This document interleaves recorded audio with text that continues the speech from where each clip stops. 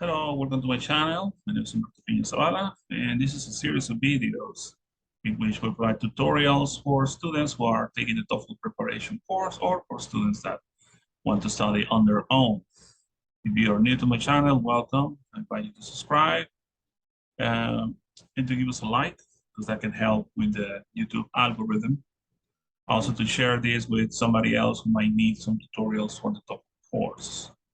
Okay, so we're still working with the structure and written expression section of the TOEFL test. And share this with you. We're working with sentences with only one clause. So the first thing we have to look out for is that every sentence has a subject and a verb, right? The problem is that sometimes some structures may be confused with either the subject or the verb, subject or the verb. So in skill number 3, we're going to be careful with appositives. Appositives can cause confusion in the structure section of the TOEFL test because an appositive can be mistaken for the subject of a sentence.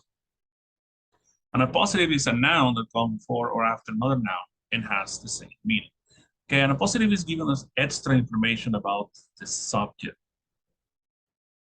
An appositive is not the subject itself. You just give extra information about the subject. Is separated from the sentence by means of commas. Look at the example. Sally, comma, the best student in the class, comma, got an A in the exam. So in this example, Sally is the subject of the sentence.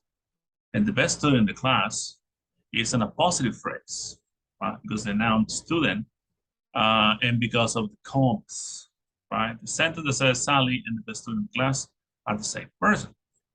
Note that if you leave out the appositive phrase, the sentence still makes sense. Sally got an A on the exam. Like, who's Sally? The best student in the class. Okay. So notice that it's separated by means of these commas. Okay. So an appositive cannot be the subject of the sentence.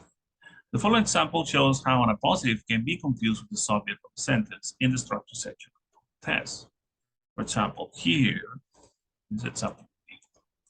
Blank, comma, George, comma, is attending the lecture. Right, so we got is attending, that's the verb. So we need a subject. So people might confuse George for the subject, but because it's separated with commas, this cannot be the subject, right? So we eliminate right now happily because there are no subjects. Because of the time is it's a noun, but is the object of because. Right? So the best answer would be my friend. My friend, that's the subject. Say, my friend is attending the lecture. What friend are you talking about? Oh, my friend George. My friend George is attending the lecture.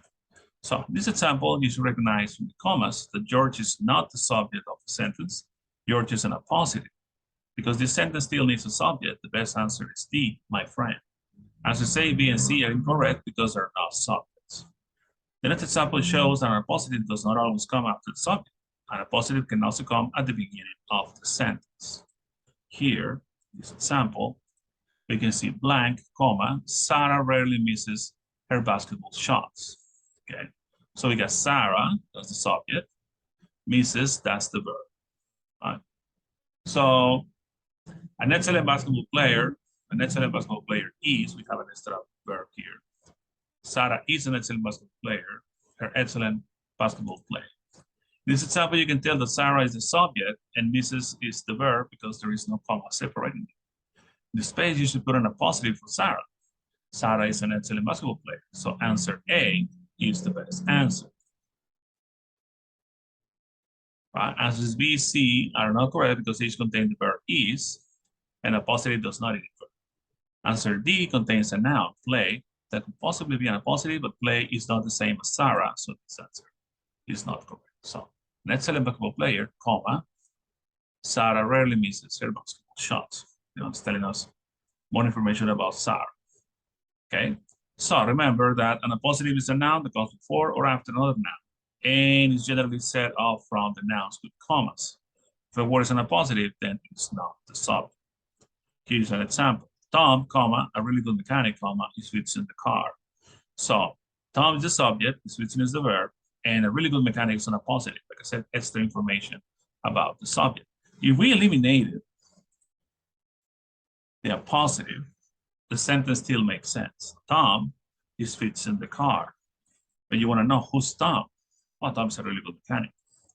A really good mechanic, comma, Tom is fixing the car, right? Subject, verb, and this is extra information about the subject. So it's not the subject itself.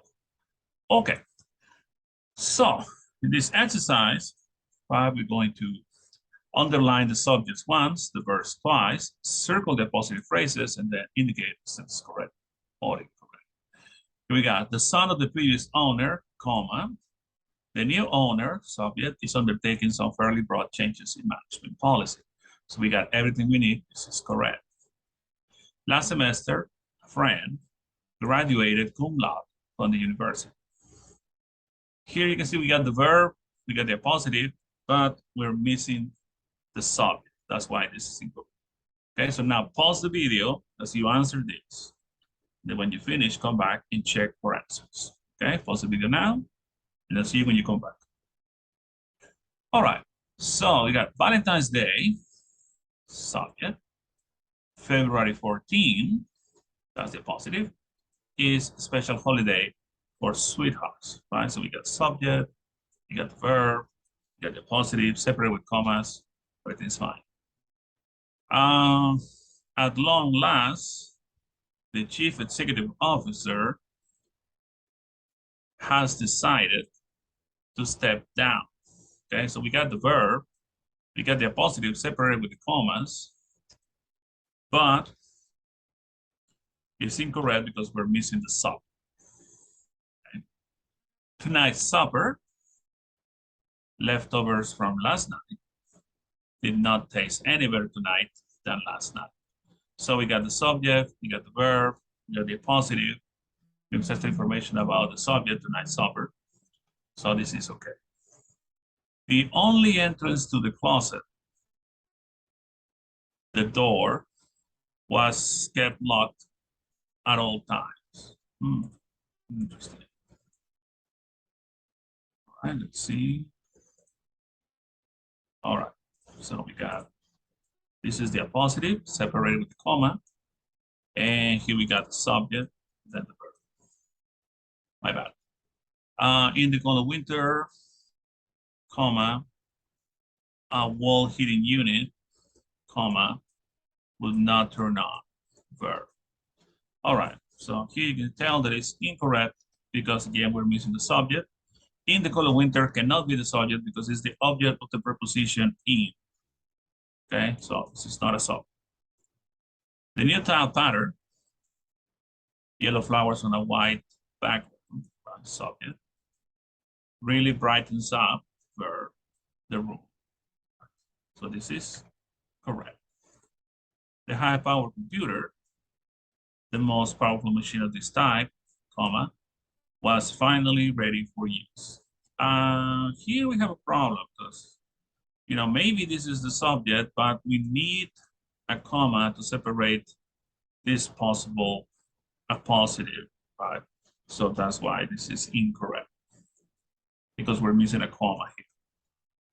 And a longtime friend and confidant, comma, the psychologist was often invited over for Sunday dinner. All right, so there you go. All right, this is correct. All right, guys, so this is skill number 3. And I hope this helps you with your studies for the TOEFL preparation course, and that you can tell a friend, invite somebody else, you know, give us a like and subscribe, and I'll see you in the next video.